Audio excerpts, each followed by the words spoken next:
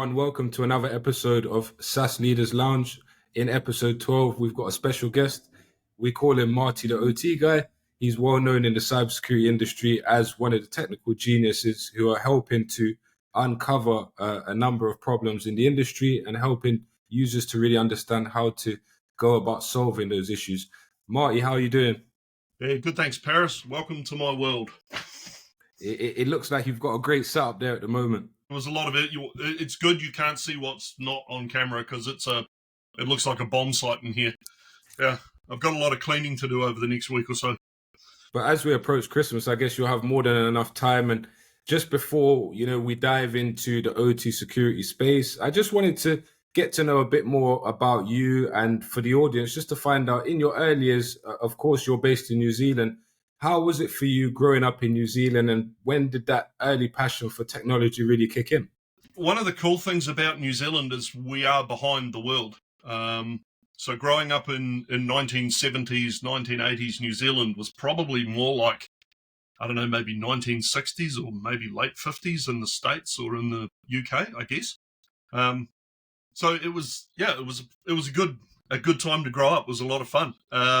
As for getting into tech, I hung out with guys at school, and we were nerds before the word had really even been invented. One of my friends, I think he still works for Google. I haven't seen him in 20 odd years, but one of my school friends, like in our fourth or fifth year of school, so we're aged, 10, 11 maybe, he's studying college level computer mathematics. So he's talking binary and hexadecimal and working with logic gates, and I'm there reading the first page of the book for the 17th time. I'm really stuck on this word, man. So I just sort of followed along. And he got into computing. He got a Sinclair ZX81 for Christmas. That was the first computer, and that was it. From there, we got into tech. I was able to use the computer at my dad's work, which was a Linux. Not Linux. Linux didn't exist then. It was a Unix mini computer, which cost as much as about 3 houses at the time. It was a monstrous thing, and I got to use that. Mum and Dad bought me a Commodore VIC-20 at one point, and it just went from there. And then, we're in where were we? 10th, 11th year of school, I suppose. So kind of 13, 14, and we're entering three-axis robot arms and maze-solving robots into local science fairs that we'd built ourselves. And the four of us, that with sort of that little nerd troop, all of us have gone on to do some pretty cool things. Even though we're not in touch anymore, we've all gone on to do some cool things. So that's kind of how I got in the deep end of it. And then after that, I university wasn't an option for me. I didn't have the grades. That's a whole other story about how that happened. And I didn't have the money. So I sold everything I had and I went to technical college or community college and studied electrical, electronic, and computer engineering at that technical college level. So we were doing board level electronics one day. The next day we were wiring buildings and motors and things. And that led me into an apprenticeship as an industrial electrician. And somewhere along the line there, I worked out there was this thing called industrial automation, or what we now call operational technology. And it was a way that I could pull together the electrical, electronic, computer skills that I had and use them all in one space. So, yeah, that's sort of how I got into that. It was about 1990 or 1991 when I first discovered it. And that's sort of how we got into there. And from the days of having a Commodore computer till now, I guess technology has advanced in many ways. It's crazy for me because I'm not a technical guy. If my computer goes down, I find myself sometimes, scratching my head trying to work it out, and I don't at all have the patience for, solving these problems. So I can only, be in awe of the patience that you have to solve so many of these problems that customers are facing today. And in terms of, growing up in New Zealand, then in those years, then you mentioned that, operational technology wasn't actually a thing, that was more industrial level stuff you were doing. How did you then make that transition into the security space? And for you, was it something that you always knew once you put your hands on those kind of bits of technology that it was something that you wanted to keep doing? Mm-hmm. So it's kind of interesting because, I don't know, in my early 20s, I suppose, late teens, early 20s, viruses had just become a thing. And I can remember owning, I don't know, what did I have at the time? It was like an Atari ST or something. So 16-bit home computer. And there was a piece of software called the Virus Construction Kit.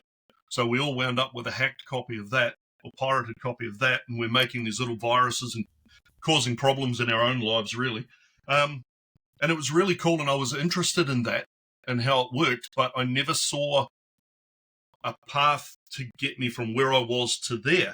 So I just kind of shelved it and went, well, that's interesting stuff, but I can't see how I can do that. We'll push it over there and I'll just carry on building dairy factories and timber sawmills and paper plants and whatever else I was doing. And then in 2015, I secured a role with one of New Zealand's larger electricity generation companies. And I came in as a SCADA engineer. Sorry? Was that Trust Power you're talking about? Yes, it was. Yes, it was. So yeah, I came into Trustpower as a SCADA engineer. So just as an operational technology engineer focusing on helping them with the SCADA. Well, Christmas 2015 was really interesting because that's when the Ukraine was attacked with one of the either black energy or grey energy, I can never remember which, one of the attacks against the Ukrainian electricity infrastructure. So, it's summer here in New Zealand. It's always summer at Christmas time. So we're away, we're having barbecues and drinking beer on the beach. And we come back to work early January and the board of directors have heard about this thing that happened in the Ukraine and they've all gone, what if that could happen here? Can we do something about this? And all of a sudden security became something that people needed to pay some attention to. And at the time, Trustpower was building a new headquarters. So most of our team was engaged in building our new operations center, building out a whole lot of infrastructure to support this new building. And I was a new guy. I'd only been there for 2 or 3 weeks at the time. And they turned around, they went, you, new guy, you've got an IT background. This is your problem now. You're the security guy. Go make this go away. And that was how I got into it. And I was incredibly fortunate that the people I was working for invested in this. They threw a lot of money at SANS courses, CISSP, things, a lot of training for me. And they listened to me as I developed the program and delivered it. And that was how I got introduced to Nozomi Networks because we were their first customer in New Zealand. And ultimately, that was how I got my jump onto this side of the fence in vendor land and working in security. And since shifting to the vendor side, there's obviously continuous learning that you're undertaking. But in terms of that transition, would you say it was pretty seamless? And was there things where, when you joined, was there a clear path to what they wanted you to do in that role? Because from the outside, your title is Director of Customer Success and Technical Support, but I know there's a lot more behind what you're actually doing. Yeah.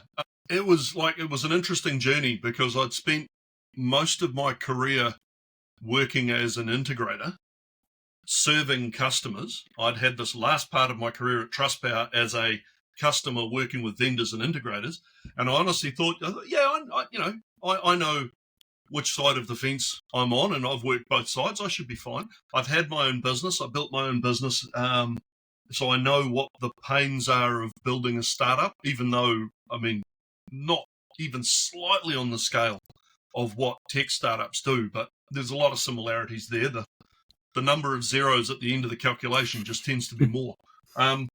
So I jumped over to Nozomi and I thought, yeah, I'll be fine. Nah, not really. It's been a hell of a learning curve. And the whole customer success role, wow, it wasn't, I really didn't know what I was getting myself into. And to this day, I'm still not convinced I'm actually in the right job, which is sort of why I stick my fingers in every pie I can see, because one day I'm going to pull my finger out and, oh, yeah, I like that pie. I'm going to do that pie. But in the meantime, as long as people like what I'm doing and I'm adding value, I'm happy. If they're happy, I'm happy. But the learning, it's constant and never ending. And a friend of mine, a flashback to a friend of mine, a guy named Gunther, who is a network engineer. The last time I spoke to him, I said, "How you doing?" And he said to me, he goes, "Man, being over 45 is terrible." Why is that? He says, "Because since I turned 47, I can't do anything without a notebook anymore. If I don't write it down, I don't remember it." And I'm like, yeah, welcome to the game. It's not like in your 20s when it all just goes in and stays. In your 40s and 50s, it goes in and dribbles out your ears all over the floor, and you have to pick it up. Retaining knowledge is harder, and keeping up with the game is harder, but it's still fun. I agree. Even for me, I'm only in my mid-30s, and I still struggle sometimes with remembering things. So having to write them down and have an action plan is always a good, starting point. But I guess for some that don't know who you are, you've created quite a name for yourself in the industry as, somebody that's able to solve problems and really share over. You have a podcast, which is, sponsored and also part of the Nozomi network kind of offering. How did that come about? I'd love to understand how, from a perspective of as an employee in customer success, how you are able to have that platform of the podcast and, sharing weekly, tips for users and customers in the space. So I know you've had the guy on a couple of episodes ago, I think, Ty Ryer. Yeah. He's my handler, man. He's my manager. He's not literally my manager, but he's my manager, right? In the way that Jimi Hendrix or Keith Richards needs a manager, I need a manager like that. So it was actually through Ty, when he came on board with Nozomi Networks, he'd not been exposed to the operational technology or industrial space before. And my first job was teach him what he needs to know. So over the years, I put together a little training course, which we called OT for IT peeps. And it was just a loose internal PowerPoint deck where I would just introduce graduate or new IT people into our electricity generation environment by giving them comparative lessons and go, you know how you do this in IT? Well, this is how we do it in OT. Do you see the connection? Does this make sense? So I ran Ty through that course, and then over the probably 18 months that followed that, he just keeps going, "Man, you know so much. You know so much." Nah, man, I'm just me doing my thing. He's like, "Man, we need to share this. Let's do a webinar. Let's do a podcast." Like, yeah, okay. And yeah, it's not something I would have done myself. But we sat down one morning. I think we filmed the first one at 5 a.m. sitting in my wife's library with me in the easy chair. It was done on Zoom on a laptop. And we just told the story, and it was hugely popular. And from there, we just built it out. And then this year, as it started to gain some momentum towards the end of 2022, I had the opportunity to shift into this office space. This is my eldest son's bedroom. He finally moved out, and I got the house back. So last Christmas, I spent the time repainting the room, doing the sound paneling, all the studio gear that you don't see on the other side of the camera here. And we spent this year, 2023, putting out some pretty epic productions, if I do say so myself, in all fairness. And we got numbers back last week saying things like Marty, the OT guy, has been 65% of the total views of Nozomi Network's YouTube channel is what I create. And for me, for just some, I always say this, just some dumb electrician from New Zealand, right? Some dumb electrician from New Zealand to rack up 150,000 views and 12,000 hours of view time, which is not big in the YouTube world. But for a guy living in little tiny old part of New Zealand, I don't know, it just works. And people seem to like it. So as long as people like it, I guess I'll keep doing it. And you're helping him solve problems, and you're being yourself, and you've got loads of jokes. So I guess when you mix all of those components together, you have something that's engaging and people want, to learn more and still keep tuning in. So I guess between you... Sorry? No, I was going to say that's part of it is I know, there's been some feedback where people go, "Oh, it's not professional enough." No, I don't want to be. I've said it to you before, man, Marty. Always the sergeant major, never the lieutenant or the captain. I'm always going to be at the rough end, the unpolished end of the stick. But when I go and talk to people on the factory floor, on the plant floor, I can engage with those guys because I've been there and done that. And that's a big difference, especially in OT security. You want to talk to somebody who knows, who's been there, done it, and knows what they're talking about. And for whatever reason, I seem to tick those boxes, so we'll go with it. Yeah. And was you the one that came up with Marty the OT guy, or was that just a name that was kind of creative for you? So no, it is me. And it's something.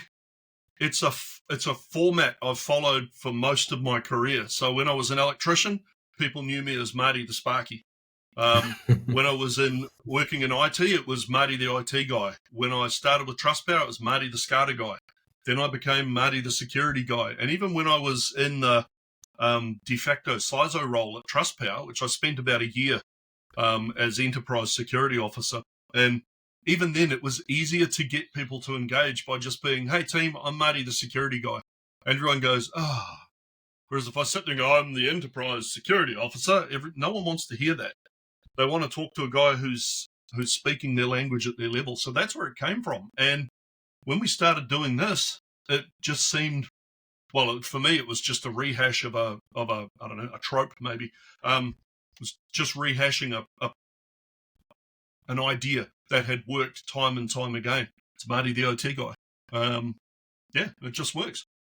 And in the OT security space, I guess for me, looking in and having done some research over the last 6 to 12 months, I guess, it is a very complicated space, right? And as you mentioned, for many newbies coming into that kind of industry, there's a lot to get up to speed with. So from your perspective, when you and Ty came up with this idea to kind of launch the podcast, what was the initial goal? I guess it wasn't, to have 150,000 views or to have 10 plus hours of view time.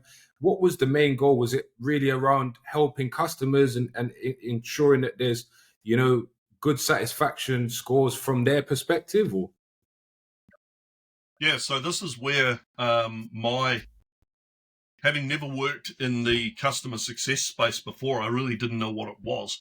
So without telling me what we were doing, Ty was building up a channel to deliver one-to-many customer success content. And now I get it. I get the idea now. I understand what we're trying to do. It wasn't to build a marketing platform. It wasn't to build a YouTube presence. It was to build one-to-many content for customers so that I could use my few years of experience as a Nozomi Networks customer and knowing how to solve the problems that I'd run into and explain those to other people and then go, "Oh, by the way, don't walk into that pitfall. If you go this way and do it this way instead, you'll dodge that and it'll save you a lot of time."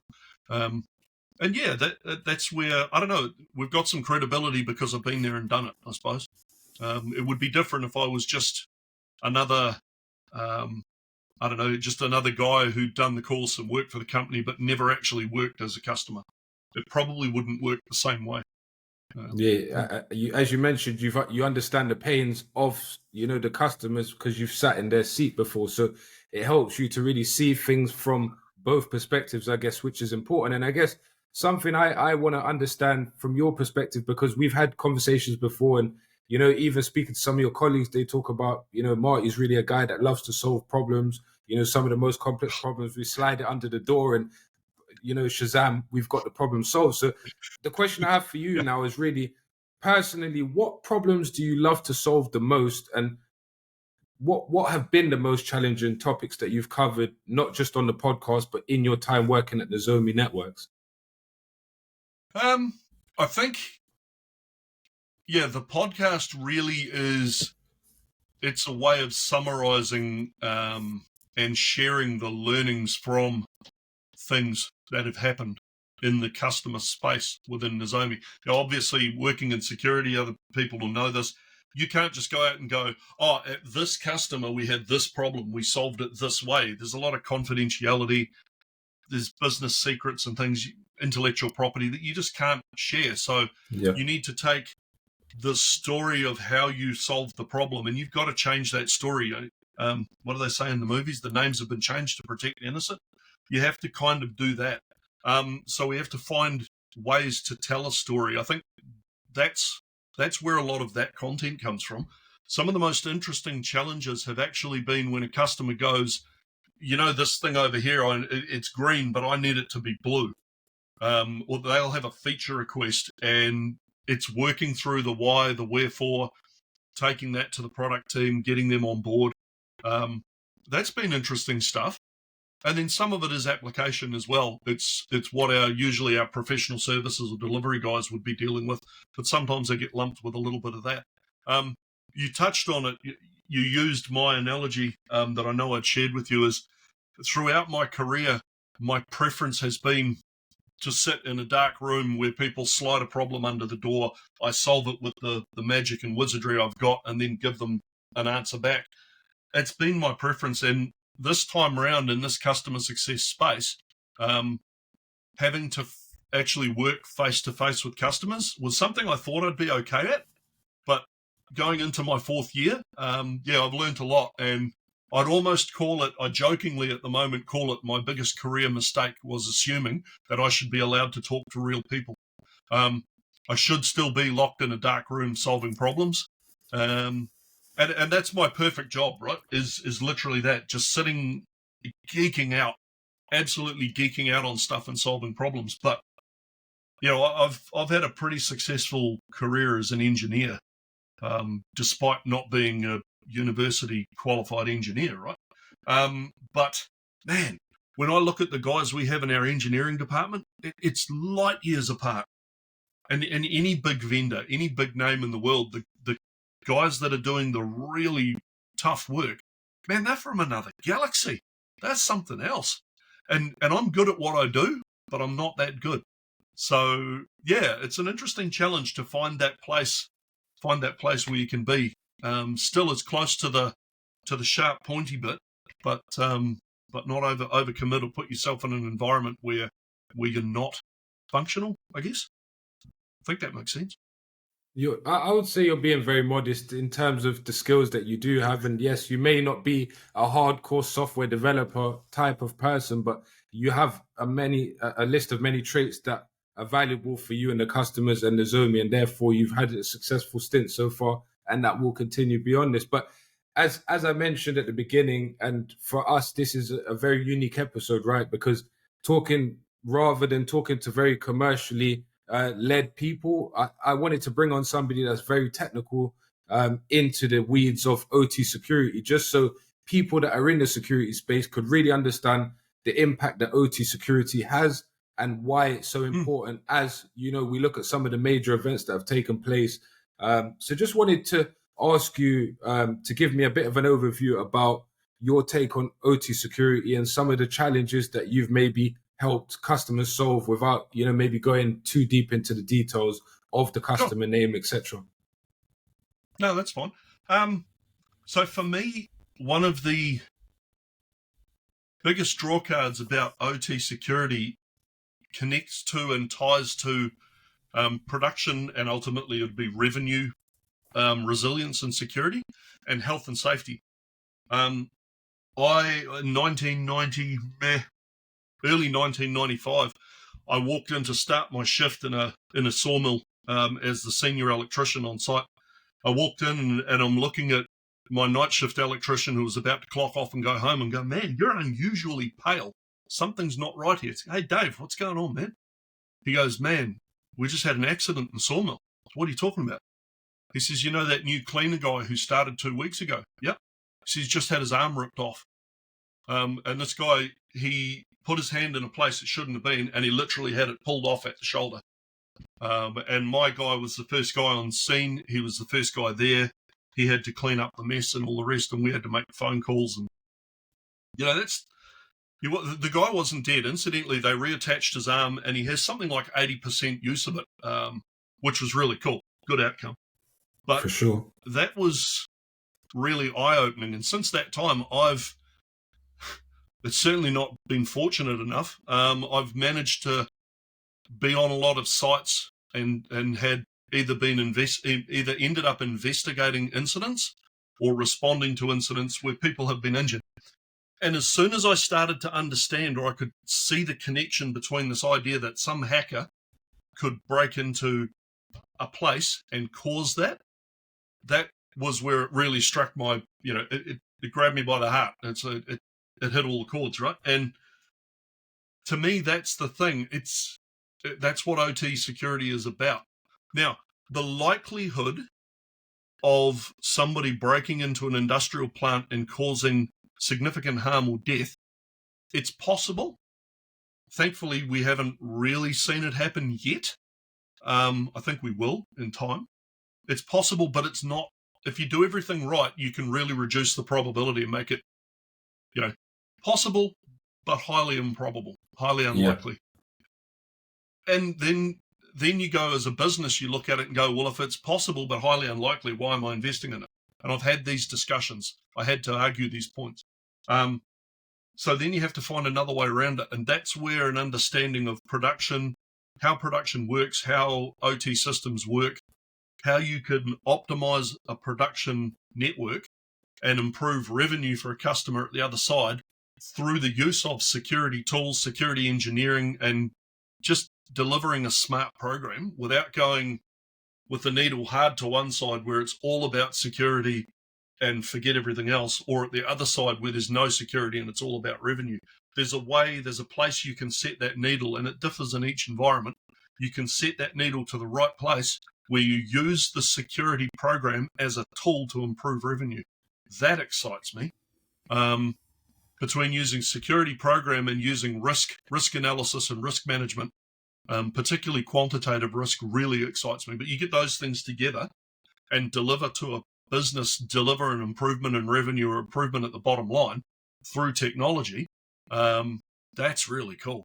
And that's what I like about OT security. It makes, I don't know, I've never really heard anyone else talking like that about it. Some people do, but not quite the same. So I don't know. I don't know if I'm unique on that or what. And maybe if I am, I should patent it or something. I don't know. And when you look at, when you're speaking to customers, I guess, and helping them solve their problems, when they're asking, okay, so how does Nozomi Network Solution, how is that going to really help us versus the likes of Dragos or any of the other OT vendors? What's the unique offering that Nozomi has, and how are you able to position that with the team? Right. Our technology differs from others. Oh, what's the best way to answer that one? I think one of the big things that's really going to make us stand out in time in the future, right, as we move forward, is our understanding of process level or process environment variables and actual things that are actually changing in your process. Like I can tell a story about a place at a time where we had a hydro dam that had multiple sensors on it measuring the level of the lake, the depth of the lake. So we had 3 sensors, and the program logic said, look at all 3 sensors. If any of them, if one doesn't agree, then take the other 2 and use that as the data. Or it's what they call a voting system. Or and it's actually, the first time I heard about that logic is actually in the space shuttle. So it's been around forever, and I'm probably not using the right name for it, but that's okay. So we've got this lake, and we've got these 3 sensors. Well, what we discovered was, discovered after the fact, was one night 2 of the 3 sensors failed high. So they failed at a level which was reading, I think it was several inches above the maximum level of the lake. So several inches doesn't sound like much. Yeah, on a big lake, several inches could be millions of litres of water. So the control system responded as it's programmed. It goes, we are above our safe level. We need to open the spillway gates. So open the spillway gates automatically to dump a whole bunch of water down a stream. And what we didn't know was that night, a bit further down the river, there was a whole troop of Boy Scouts camping on the riverside. So that could have got interesting. What actually happened, and what the real actual thing was, these sensors failed high, but the dam level was about 6 inches below the lip of the spillway gates. So it wasn't at overflow at all. When the gates opened, nothing happened. But because the operators on duty that night were having a really hectic night, another part of the country was, I think they had really bad weather, and these guys are just juggling changes to power stations all night. It was crazy. They didn't actually realize that alarm had gone off over here and that there was this problem they had to look at. And they didn't find it till the following morning. And we started digging around and working out how can we do better than this? Why, how could we had this system fail and we didn't pick it up. What can we do about it? So what we found was that within the Nozomi Network's Guardians that were monitoring the process variables getting sent across the network, the Nozomi Networks, the Guardian had actually picked up this anomaly in the lake level and had actually raised an alert that night and gone, hey, you've got a process anomaly. You really need to go and look at this thing. But we were very early in our adoption with Nozomi, so we weren't monitoring as well as we could be. We weren't responding to alerts like we should do. And the truth was we still had massive alert fatigue. There was just too much noise. But, we looked at it the next morning, we found that and went, whoa, hang on, this security device over here has actually provided a backup to the system that was meant to be fail-safe. Let's implement that in the future. So, we took that ability of the Nozomi Networks product and implemented it into a different type of response to the alert, so that if anything like this happened again, we'd actually have the security team pick it up and then alert the operations team about what was going on. Now, there are other products in the market that can do sort of some of this, but to my knowledge, I haven't seen a competing product yet which does it as well as Nozomi Networks do it. And I think that kind of technology, that process analytics, process variable analytics, and the ability to alert and then trigger a response to an anomalous situation is where we'll win. And it won't necessarily be a process problem caused by some black hat hacker somewhere twiddling with dials. It could be like we had, just a device failure causes an anomalous situation that you just don't pick up. But that, the water that went, or the water that could have gone over that dam that night, in the electricity industry, stored water is literally stored profit. For every litre of water you pick up, you can put a dollar value on that litre of water. And millions of dollars of water could have gone over that dam that night. For no reason. It's just revenue lost. You're not getting it back. So we now have a security product that's designed for cybersecurity, for information security. Well, I'm going to use it for revenue security. I'm going to use it to secure my production and improve my bottom line. And like I say, to my knowledge, I'm pretty sure Nozomi Networks is the only product out there that can do it. But hey, I'm biased, man. I don't mind saying that either. I'm hellishly biased. I love the company. I love the product. That's amazing. And I guess something that we discussed previously, and something that I just wanted to dive into, was how you was in that unique position where you actually got to speak to Edgar, the founder himself, when you was joining Nozomi. And I guess if I was joining a software company and I had the chance to speak to the founder directly, I guess that in itself is usually a hiatus and a reason for you to jump on board, right? But if you could just explain how that came about, that would be great, just for me and the listeners as well. Sure. So Edgar Capdeville, the CEO of Nozomi Networks, our first introduction was actually when we were initially looking to buy the product at TrustPower. And I reached out, I just sent an email or an inquiry through the website, hey, can you tell me more about this? Cheers, Marty, enter, gone. And the phone call I got back was from the CEO, was from Edgar Capdeville. So his first role, his first engagement with me was as salesman. So Edgar was my salesman, which was kind of cool. And we got to know each other. And then over the years, I'm supporting Nozomi's efforts. I'm engaging with them online. Yeah. We're providing references and things, and doing all the right things because I love the product. Again, very biased. And summer of 2021, about this time, 2020, an opportunity had dropped into my lap to work for a competing vendor. And at the time at Trustpower, I was still held the role of enterprise security officer, or effectively CISO. I still had that role, but this opportunity to swing across to 100% OT security landed in my lap, and wow, I got to take this seriously. So we're going through the recruitment process. The piece of paper is in front of me, the pen is in my hand, and I thought, man, I get along so well with the Nozomi guys, they can't find out about this on LinkedIn. So I picked up the phone and I rang one of my friends in Australia and said, hey, dude, this is what's happening. And he said to me, he goes, oh, Marty, that's great news. Look, I've got another call I need to take. I'll call you back in 10 minutes. So, yeah, okay, cool. Click. And roughly 10 minutes later, my phone rings. Hello, Marty speaking. Marty, this is Edgar Capdeville. You are about to commit a mortal sin, and I can't let that happen. And I'm fairly sure that was his exact words, and I can't do his accent very well, so I apologize, Edgar. He rang and he said that to me, and I went sort of, oh, what are you saying? And he said, look, you've been so good to us. You've supported us so much. He said, we would like to have you working at Nozomi. And I mean, how often does that happen in someone's career? When your dream company rings you and goes, yo, dude, come and take a seat. So the next phone call I had was actually one of the two founders was Andrea Carcano rang me, and the first thing he said is, he goes, look, I apologize. You've been a fantastic customer of ours for years and we've never actually met. So, hey, I live at the bottom of the world, man. Everything else happens above me. People, they don't worry about what's going on down here, right? So we had a chat and they just said to me, they went, what do you want to do? And at the time I said, look, I know I'm too thick. I'm too dumb to work in your engineering department. I'm not that good. I don't know anything about product management, marketing. I definitely don't want to be in sales. I'm not the guy for a sales role.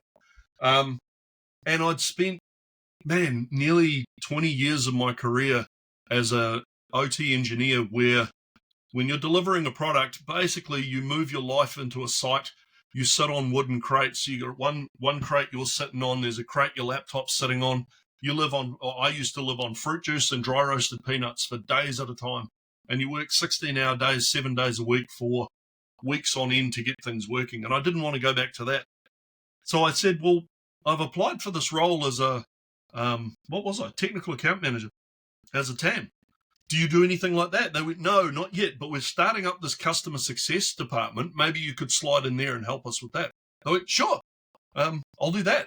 Not knowing at all what I was getting myself into or what customer success really was.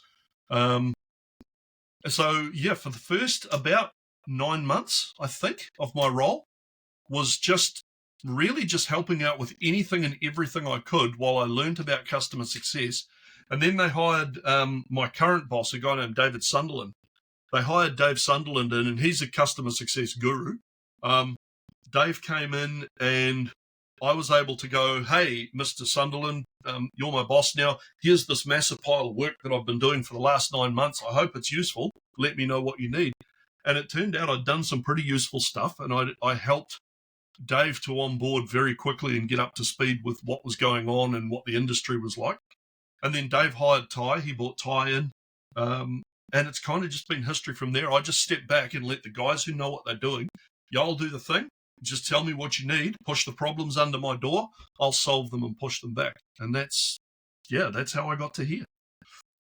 So it seems like a great match. And it does seem like a great match, and that things seem to have panned out for the best and worked out in a way that's beneficial for everyone, which is amazing. But in terms of from everything that you've gathered knowledge-wise and a lot of the problems you've helped to solve over the last 20 plus years, what would you say are trends to watch in the OT space for 2024 and beyond that?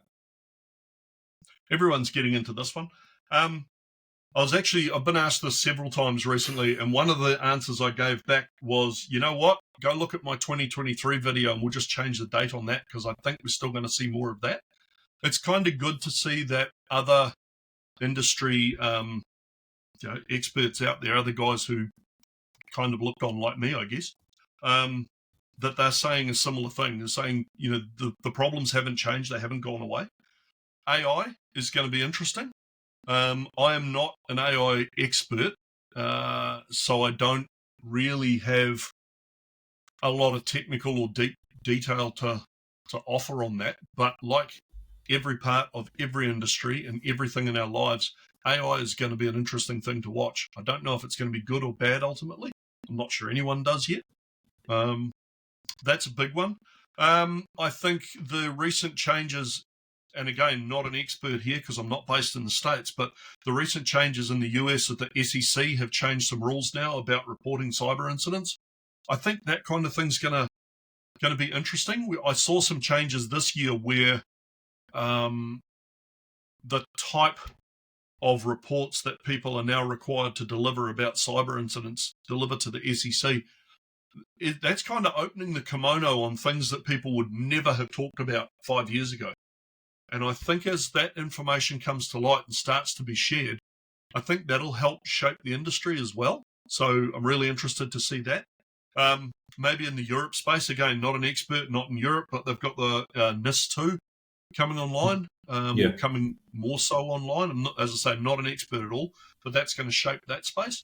Australia with the SOCI Act, the Security of Critical Infrastructure, that's continuing to develop, and businesses are continuing to step up to meet their requirements there. And for New Zealand, as we sit back, we don't have a legislation yet. We have a voluntary standard in a couple of industries, but we sit back, and as I'm watching all these things, you can kind of go, oh yeah, that little bit of SOCI I think is going to happen. Oh, that thing from the SEC should happen.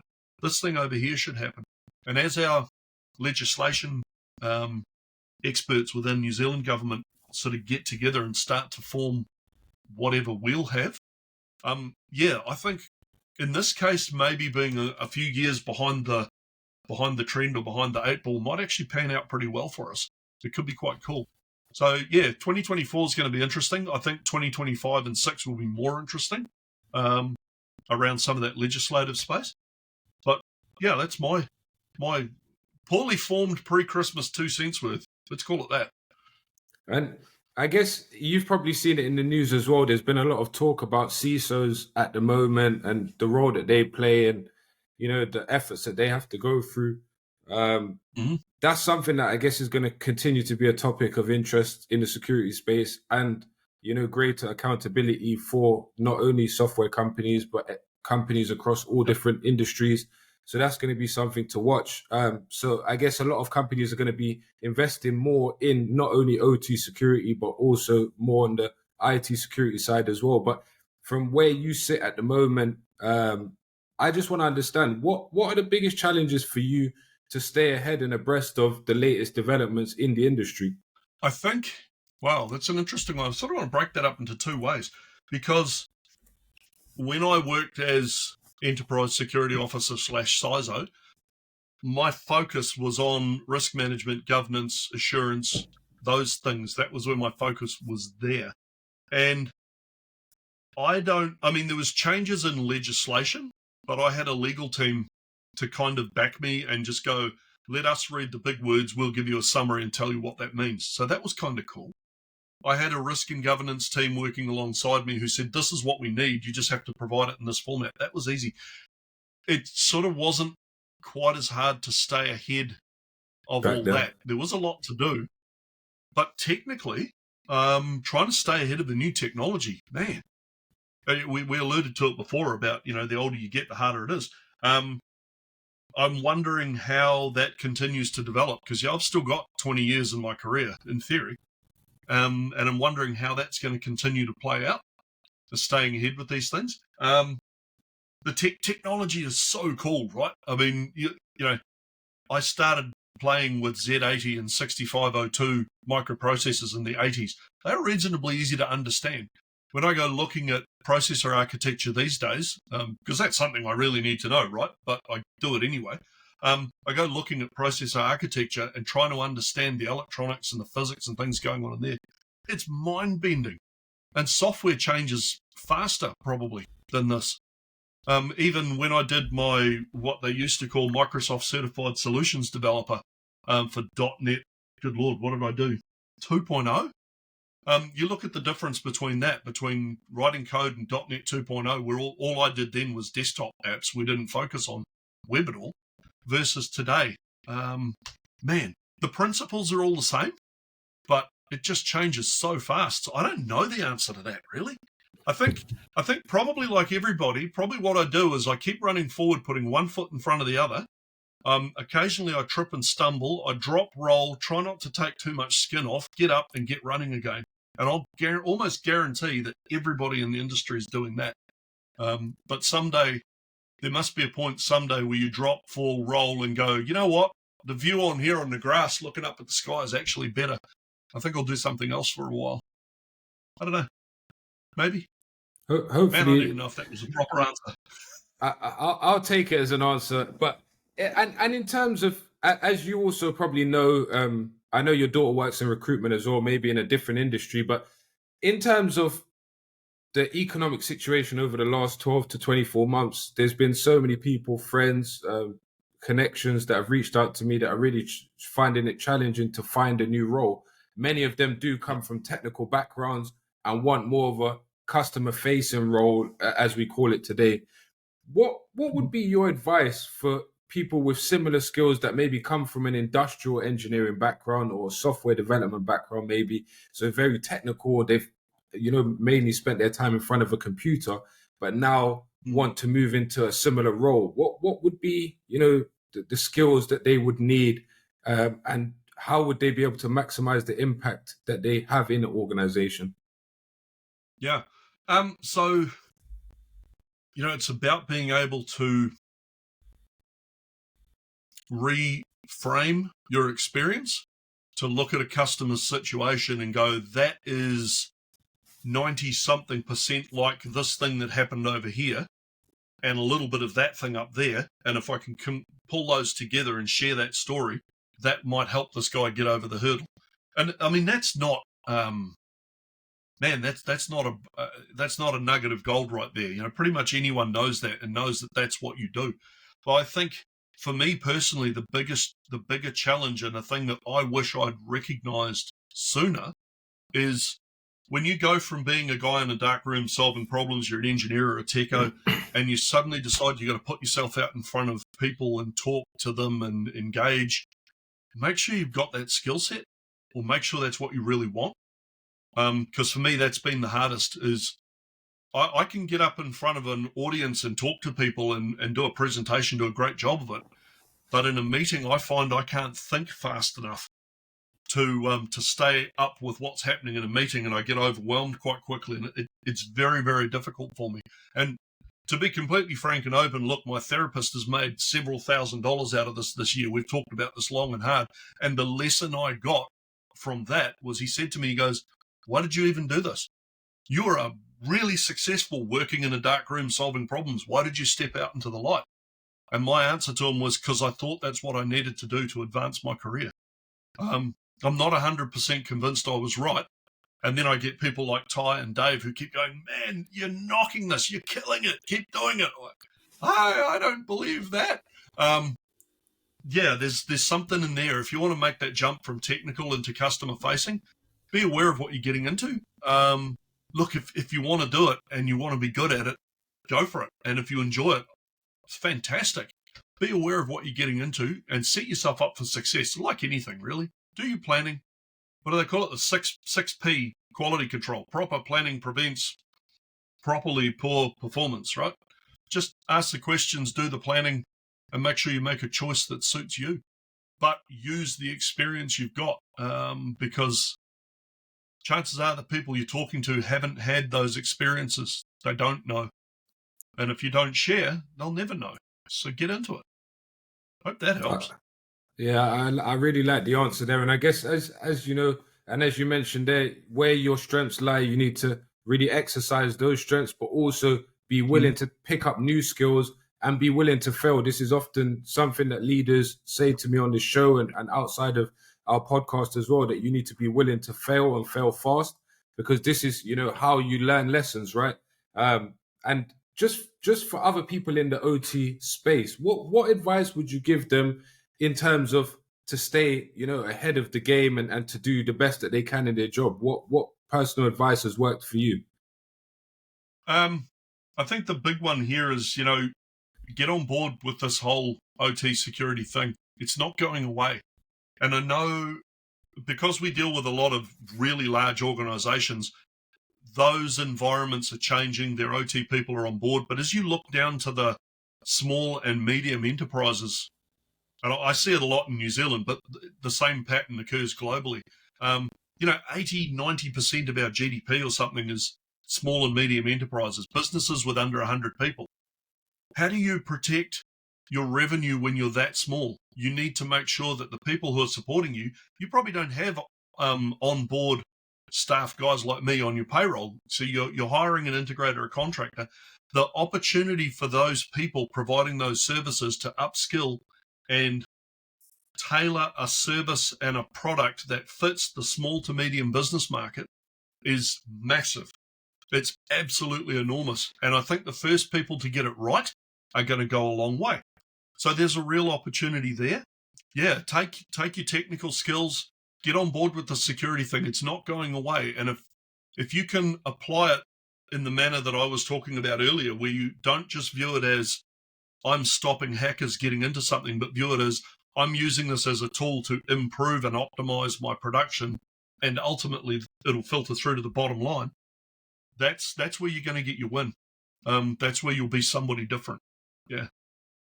Amazing. And just before we dive into the quick fire question section, I just wanted to touch on some of the personal stuff that you've done in your community, because I always like to talk about things that people are doing, outside of their day job, right? And I know that you've been a passionate follower and active member of the Ryukyu Kempo space, and it's obviously, for those that don't know, a form of martial arts and very big in New Zealand, I guess. I know that you've been, somebody that's been trying to give back to the community. So if you could talk me through, what you've been doing with the community there and the organization that you set up and grown to, around 300, I think it was at its peak. Yeah, so what happened there was Ryukyu Kempo is a pretty unique martial art that originated in Okinawa, but is really established in the States. And I started learning in 1992 or something, with 10 years of prior experience under my belt. And in end of 1999, our New Zealand head instructor said, "That's it, I'm out, I'm done, I'm walking away." So we all, what do we do now? And the internet had just become a thing out here. So I'm on, I don't know, probably 14,400 dial-up or something. I'm all over the internet going, how can I learn more? And I found the postal address and the phone number for the founder of Ryukyu Kempo, a guy based in Kansas City in the States. So I started sending email and found out afterwards that he didn't have an email address. He never got email. I sent written letters. I tried ringing. It took me 4 years. In 2004, I connected with one of his senior students. And 2005, I went to America and discovered that what we'd learned in New Zealand was maybe less than 5% of the actual martial art. So I decided that, my next thing was to bring it to New Zealand and establish it. So I started doing that. So it's, 20 years ago in May of next year will be 20 years since I started that project. So I managed over the years to bring probably 95% of the art to New Zealand. And I dragged in some friends, said, "Hey, you want to be part of this? Come on, jump on board." And we built out to, I think it was about 8 schools across New Zealand with about 300 students, which is not big, but it was big enough. One thing led to another. Our paths separated in 2016, and that organization kind of disintegrated. And since then, I've continued to train with some of the most experienced and qualified instructors of the founder of the art, or students, I should say, of the founder, and just carried on producing it. And then over the last 6 years, I've actually been operating out of a commercial studio. So a friend of mine runs this location where he has 7 different martial arts in there, and we teach at different times. And that's worked reasonably well, but COVID and a few other business changes have made it hard for him, and he's had to reduce the size of the business. Yeah. So the easiest thing that I could do to help him be successful with his business was actually leave. So we packed our stuff and walked out the door and went, right, what do we do now? And I spent a fair bit of time sitting there going, I've done this for 40 years. I'm 50-something. Let's say I've got at the most 40 years left. What do I want to do for the next 40 years? And I'm looking at some of the kids that we've been training for the last 3 or 4 years. I'm going, man, I can't leave that little guy. He loves what he's doing. I can't just walk away from this kid. How can we do this in a way? We're in a cost of living crisis. So I'm going, how can I do this in a way where families can pay whatever they can afford? And if they can't afford, then they just train anyway.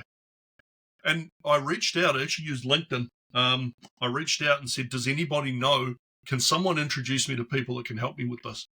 One thing's led to another. And yeah, in the middle of January, we're going to kick off our martial arts school on a donations basis, where everyone who walks in the door, we got a suggested donation of what we think the value of our class is worth, which is about 1/3 or 1/5 of what the average rate is out there at the moment, depending on where you go. So we're just going to try and keep it as cost effective and cheap as possible.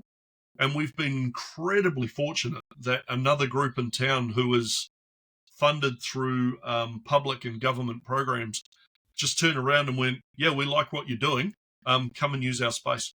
Come on in, teach your classes 2 nights a week. They've actually asked me yesterday, they rang and said, can you fit a 3rd class in? We think we need a 3rd class. So yeah, that's been an interesting thing. And one of the lessons I share with people about 40 years of martial arts training is we study all these things about punching people in the face. Ultimately, everything we do is hit somebody and get on with it. 90-something% of people will never have to use their martial arts skill. They'll never have to close a fist and actually hit somebody. So what are you actually learning? And if you can't identify that, then something's wrong. But really what you're learning, it's the discipline, it's the principles of life, the virtues and values and things. How do you take what you've learned, the accuracy, precision, speed, power, focus, and push that across into your career and make it into a successful career life? How do you apply that to your family and have a successful family? And that's probably the biggest thing that I think we can give back, and it's what I'm hoping to do in 2024. Well, yeah, I can only commend all of the things that you've done. It's, truly amazing. For me, I was somebody that was into Taekwondo. Then I moved to boxing when I was, 12, 13, 14. So something that I've, been privy to and been involved in. So it's really good to see the impact that you're having and that you're able to help people, because even for me, it was really a way to, escape from school and, just focus on something where you, as you mentioned, you learn things like self-discipline, patience, all of the things that you need that can help you not only in your career, but in your personal life. And also some people use things like martial arts as a way to help them with self-control, helping with their mental state as well, right? Because it's not just a physical training thing, it's also a mental. So definitely for what you're able to do and being able to help those that are less fortunate is amazing. And I wish you all the best. If there's anything that myself, James Simpson, or anyone in my network can do, would love to donate to that. And hopefully you can keep, helping people in the region. But outside of that, just wanted to ask you, are you still actively involved in leading the class from the front? Or? Oh, yeah.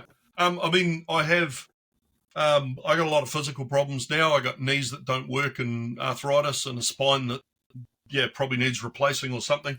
So I can't do the things that I used to do as a 20-year-old. Surprise, surprise. But yeah, I do. I teach your classes at the front. I lead, and this year, 2024, I'm actually going to go even heavier into that. I've been through a journey, a personal health and mental health journey over the last, what is it now? 12 years, I think, a little bit over, where as a side effect to medication I was on, I gained 75 kilos. I went from a fighting fit 100 kgs to 175 kg of carrying weight. So having to go through that, I mean, man, that's a different story altogether. But going through that, and now I'm getting back down. I've lost just under 20 kilos this year. I've lost 55 or something of that 75 kg. Back down in the 120s now. Yeah, I hope to hit my 100 kilos next year, maybe. and get back to that weight, that fighting fit weight where I can actually do things again. So it was hard to go through that curve, that weight curve, and not be able to be at the front teaching and demonstrating. You just have to be a mouthpiece, right? But yeah, getting back to that, that's been a journey in itself. But again, I mean, you don't understand it at the time, but it gives me some reference points to help other people who've had health problems. And I mean, my weight gain was a side effect of antidepressants brought on by work stress. I just basically went insane. I absolutely lost my mind. I literally had a breakdown, lost my mind, wound up on medical leave for 4 months. And then over the years of having antidepressants packed on that, over a period of about 2 years of antidepressants, I packed on 75 kgs while still trying to exercise and eat well. It's not fun. So mental health is something that's pretty big to me as well, even though I don't know a lot about it. I've experienced it.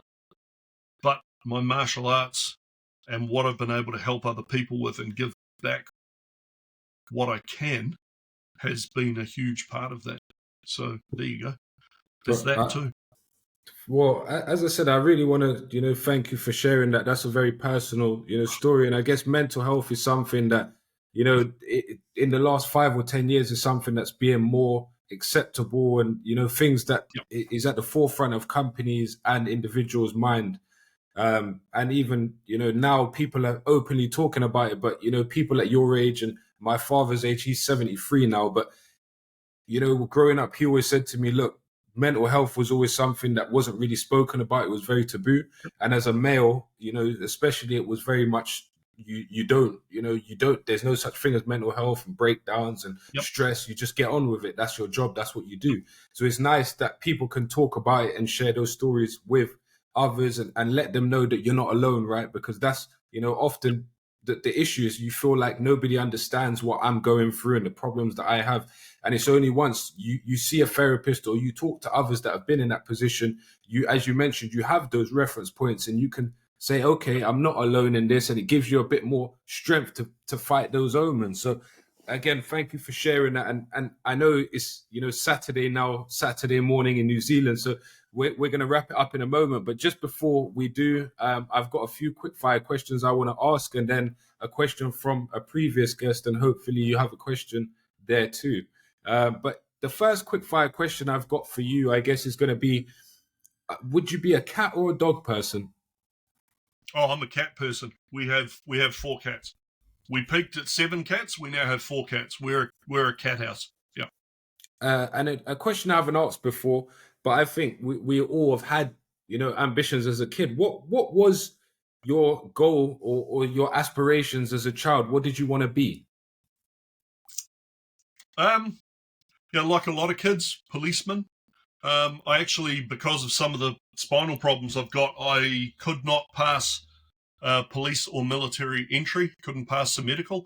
And again, that's another story is that's one of my biggest regrets in life is that I will never know whether I could have survived in that environment if I could have done that. It would have been a service role of some kind. Yeah. Amazing. I wanted to be a RAF pilot, but that, due to being 6'4", 6'5", that was never, going to be possible to fit me in a small cockpit. So I resonate with that there. And in terms of your favorite color, what would you say that is? Favorite color varies. Here he said sitting in a room that's almost entirely blue, and wearing a blue shirt, right? It varies from time to time. I am having a blue thing at the moment, and it possibly has something to do with Nozomi Network's corporate colors having a similar blue. Might be a bit about that. If you spot me in the street, the chances are I'll be wearing something that's more of a khaki or a green. It'll be a grey, a black, a color that doesn't stick out. I like to be the grey man. I like to be hidden in a corner somewhere. Yeah. And would you say that you're a coffee or a tea person? Neither. Oh, I don't drink hot drinks. And so what would be your favorite drink then, if I rephrase the question? No. During the day, there's always a bottle of water sitting next to the desk. At the moment, as part of my weight loss regime, I'm trying to get as much protein as I can. So we actually have flavored protein, so that for every litre of water I drink, I get, I think it's 30 grams of protein into me. And I'd put away 3 to 4 litres of water a day. On the bad side, I don't drink alcohol. Don't drink alcohol at all. I like a zero alcohol beer, like a Peroni, no alcohol. Love that. But yeah, and my go-to at night would be a no sugar Sprite or a no sugar Coke. Nice. But I don't touch tea or coffee. I just don't like the flavour. Well, there's always a preference, right? It took me until I was about 17 or 18 to start drinking coffee, but I love it now. It helps me out in the mornings. But growing up, I was always a tea drinker. That was what my dad drank. He never drank coffee, so we never really had it in the house. And in terms of a question from the previous guest, what is the worst experience you have had with a digital product? Yeah. Man, I could probably be really, I don't know, what's the word here? Stereotypical, and probably say something about, Microsoft products over the years. If you think back to like Windows 3.1 or early Windows 95 and things like that, those are probably the things that have caused the most nightmares in my life. Other than that, I'm not really sure. I'm looking around for something that's busted in here, something that's caused me grief. Yeah, no, I'd have to say it'd be software related because, hardware problems, I understand them better. I can kind of solve most of them myself, but it frustrates me when I'm dealing with software that maybe doesn't quite work the way it should, or maybe has a few undocumented features. So, sorry, Microsoft, no slag on you. Everybody does that, but yeah, those are the things that probably get me the most. I don't have anything specific, though. Yeah. That's fine. And what would be a question that you would like to ask the next guest? It could be customer success, pre-sales, sales, a product leader. So what would that question be? Well, I think I'm going to go pretty generic here and go, you probably had this one before, but what was your first job and why were you good at it? Perfect. Well, I will be sure to ask our next guest. They'll be tuning in next week. We'll be recording next week. So I'll be looking forward to asking that question. But as we're only a few days out for Christmas, I want to say thank you, Marty, for taking the time out, first of all, to join us on the podcast. It's been a pleasure having you. It was like having, a chat with a friend back at home. So I really enjoyed it. And I hope you have the barbecue out and you enjoy a great time with the family. Yeah, no, thanks, Paris. It's been a pleasure getting to know you, and I've been looking forward to doing this. I hope what I've offered up here, I hope people find it useful. And yeah, I'm not an outgoing sort of person naturally, so if I say something that people find useful and you want to know more, whether they ask you or they come direct to me, just reach out and ask. I'm always happy to help where I can. Well, if anyone does want to reach out, his name's Marty Rickard. You can find him on LinkedIn. He's also known as Marty the OT guy. But Marty, again, thank you for joining our show. I look forward to collaborating with you again in the future. And you have a wonderful Christmas and New Year. You too, man. Thanks very much.